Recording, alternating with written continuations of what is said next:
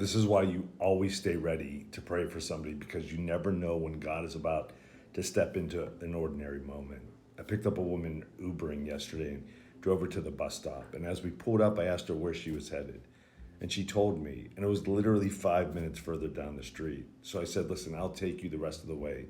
I turned off my app and we just kept talking. I mean, we hit it off immediately.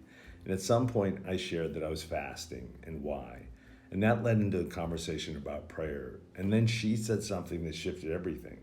She said, I've been praying for my daughter, but God hasn't responded yet. He usually responds quickly. You see, right there was the open door. So we talked about waiting on God, about trusting Him in the silence. And I gently asked, what are you praying for your daughter about? Are you willing to share that with me? And she opened up. And as we pulled up to her stop, I knew this was the moment. And I didn't ask her if I could pray. I told her, I'm going to pray for your daughter right now. Because it was already in the context of our conversation.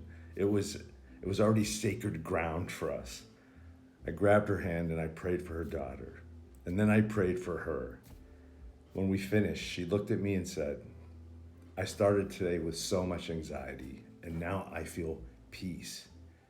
That's the power of prayer. That's the presence of God. So here's the reminder. Always be ready to step out and pray.